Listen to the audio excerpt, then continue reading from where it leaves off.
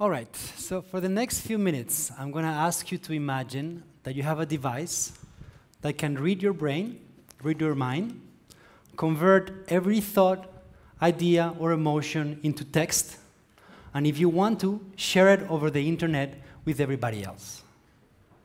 And I'm going to ask you to think that your laptop can access everybody else's thoughts, ideas, and emotions shared over this. We're going to call this thing a mind net, because it's a network of minds connected over the internet. The first question would be, is a mind net useful for something? Is it an interesting concept? At an individual level, it seems like a very interesting device, because I could just connect to all the other people in the world that have similar problems, similar concerns, similar ideas or expectations. I could communicate, organize, act, and do wonderful things. But if you couple this idea with the idea of analytics, if you think that the computer is actually listening into all these emotions, thoughts, and ideas that we have shared, and you mix that with the idea of big data analytics, then it becomes an extremely powerful idea, because you can start detecting patterns of emotion, patterns of thought, patterns of opinion, and you can do all kinds of wonderful and awful things with this, right? So for example, you could predict crisis.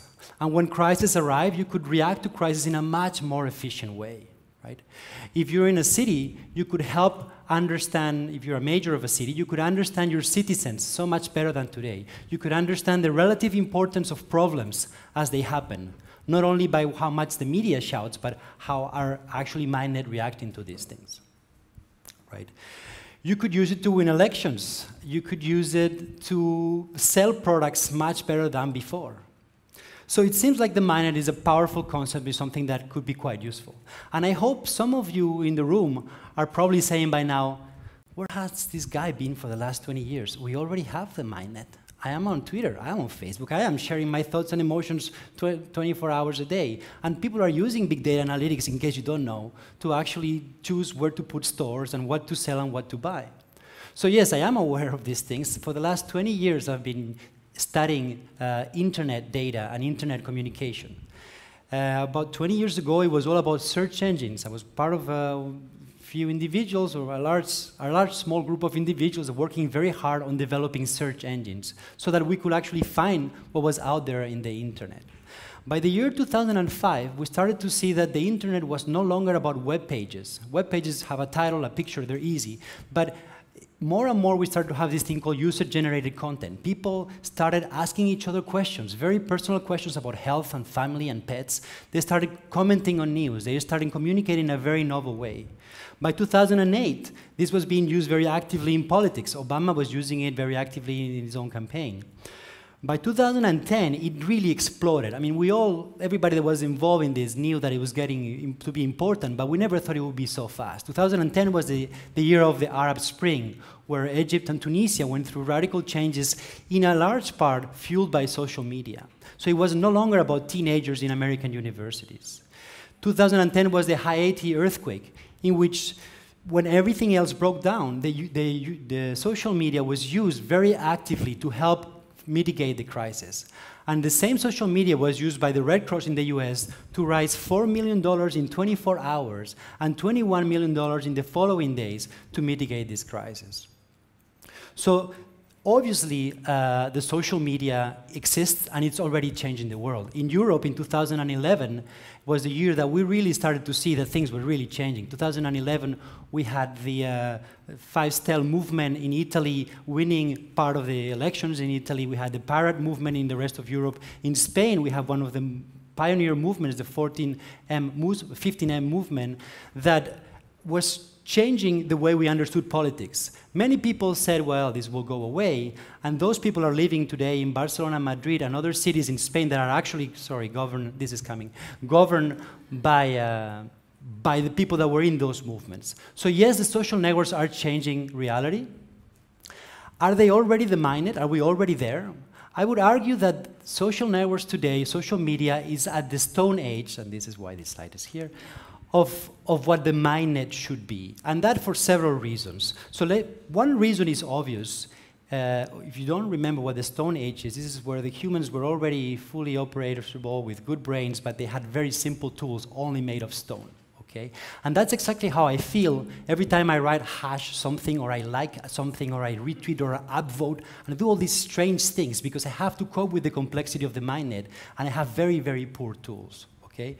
The first obvious difference is size. Size matters sometimes. And in this case, if you think about it, 7,000 million people thinking one thing every second, that's about 7,000 things that should be posted on the MindNet every second, right?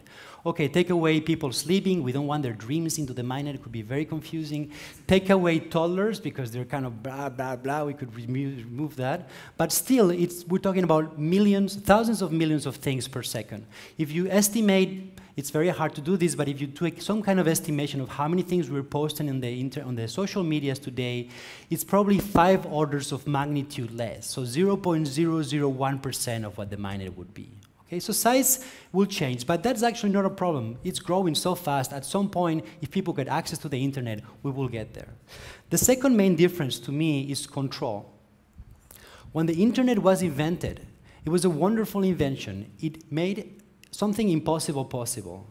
The people who invented it say, let's invent a system in which people can communicate, but nobody can shut it down. Nobody controls the network, and anybody participates in the network equally and benefits from the network equally. When the World Wide Web was created, we started doing web pages exactly the same way. We started sharing web pages, and everybody would benefit from everybody else's search pages. Social networks are nothing like that. If you want to know, for example, what has been said in Twitter about a particular topic over the last 5 years, you need to buy that data. You need to buy that data from a data provider. This is the only way to get it, and it's going to be many thousands of dollars.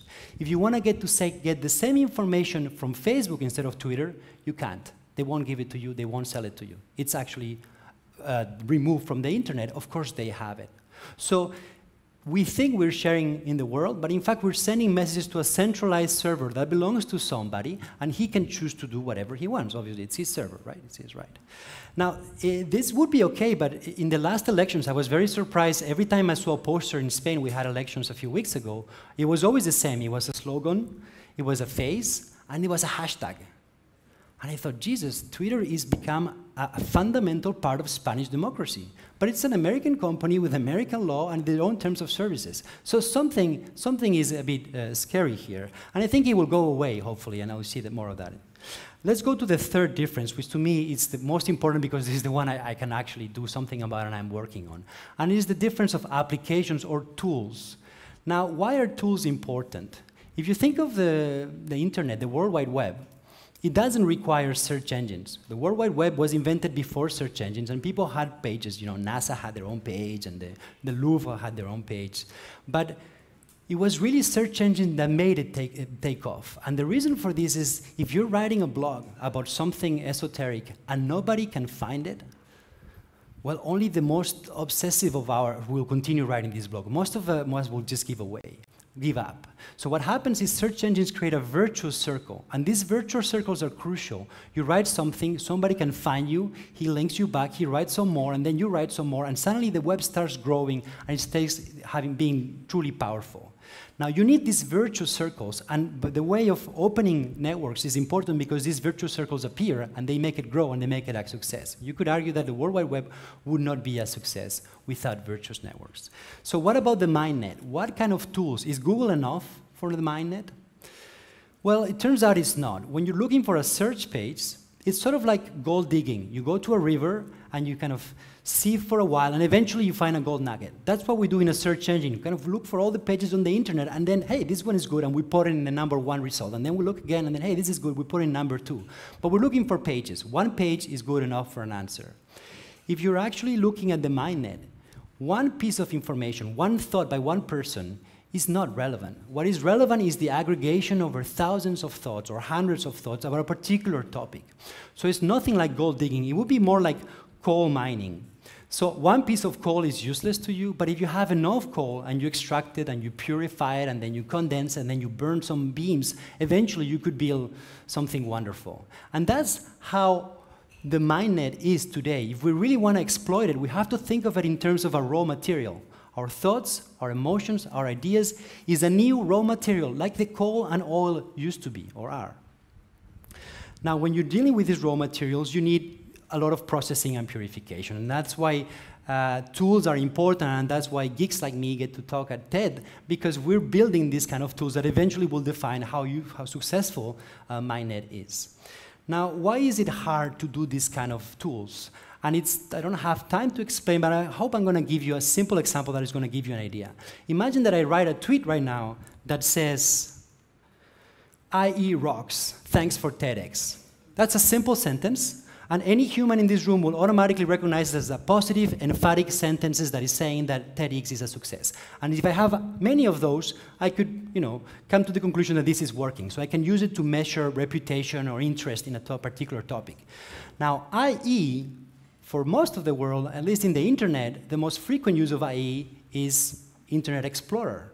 So you may think I'm talking about Internet Explorers rocking, but in fact, there is a very good heavy metal rock band in the United States, which is called Iced Earth, and all of their followers did using IE. So, IE rocks, it may very well be that it's actually about this band. So it turns out that interpreting human text, I'm not even talking about emotions, it's very complex. And until very recently, we simply could not do it. So we just gave up. We didn't process this data. This wasn't even data. And even today, when I talk to some computer scientists, they look at me and go, what the hell? This guy is doing weird things. The point is, we need to turn this kind of data into the kind of data that computers know how to compute. And so we can do big data analytics, and we can do prediction and that kind of thing. And we do this using a technology called machine learning. What we do is, we don't know how to solve this problem, it's just too hard, so we use humans to label data, to tell the computer, is it good, is it bad, is it relevant, is it irrelevant, is it an emotion or is it not an emotion, is it about IE the explorer or IE the... And eventually we build enough data so the computer starts seeing patterns, very complex patterns, and says, okay, I think I got it, and I'm going to try to classify it on my own. And that's how we can purify this raw material and start generating on top of it. So this is an example of a city. When you listen to a city, people talk about all kinds of things, mostly soccer, but if you remove soccer, there's still a lot of discussion left. So you need to separate transportation from security, from tourism, from all these other things. And even if you take transportation discussions, you have to bring it down to, is it buses, is it trains? So you want to know what are people saying about your new cycling method. You need to figure out what are people saying about bikes. And once you have bicycles, then you have to say, are they complaining or are they happy? Are they complaining about security or about price? So you need to process and process and process this data until it becomes a number that you can use for analytics. Sometimes it's harder because you even don't know what to process in advance. So this is an example of conversation on a city in Spain, in Tarragona, where suddenly a strike appears and there's a factory closing down. This topic was unknown beforehand, so you have to anticipate and create topics as they appear. In this case, we can see that as early as December 2013, a very negative topic was appearing. It was very small, but it was very negative. Now, once you turn that into a number, you can now give it to standard big data analytics to build on all the beautiful prediction models to start doing things like prediction, control, etc. And if you're clever enough, you may figure out that this is going to grow into a big crisis, or no, it may die away. Another example, is the kind of thing you need to do once you actually figure these things out. You want to say, okay, I want to go deeper. I want to realize that messages are not individual, they are conversations. So I want to understand when one says something and then somebody responds and then somebody responds, how are they interacting together? It's not just about one message, it's about the interaction. What you see here, for example, is a collaboration within a European project with the University of Trento, in which we're analyzing comments to news. So you have one news, and then people are complaining, they're praising, they're happy, they're angry, and they're talking about different aspects. And you need to understand the interaction, the dialogue, to turn this into interesting data. These are things that were impossible in the past, and they are reality today. I left academia to to create a company because this is reality today. Okay. These are more examples. This is actually a discussion about security issues in a normal city on average. So at 1 a.m. on the left, there's very little discussion, and at 2 p.m. there's a lot of discussion. If you make prediction models, you can actually say when something unusual is happening because the volume suddenly rises out of the normal, and then you can raise an alarm. Okay? Okay. I hope I've shown you that our opinions are becoming a raw material, like coal or oil used to be. And this raw material is already starting to change the world, and it's spurring a whole industry around it, and it will continue to do so for many years. I would like to end with a remark, because a few years ago we were just enthralled with this information. All we did was processing. But now we're starting to realize how important this is. And the internet, when it was created, as I said, was created under the notion that it would not be controlled by anybody. It could not be monopolized. And when the World Wide Web was developed on top of the internet, it followed the same idea. Everybody could access the web, and the web could be accessed by everybody. That's why there was so much creativity. That's why search engines succeeded. There were virtual circles that made the internet explode. Social networks are nothing like that today. They are closed systems. And this is actually hurting creativity already. The reason this is important is that I hope that in the future, as we move towards the MindNet, our thoughts, our ideas, will benefit ourselves, and they won't be monopolized by a few. Thank you very much.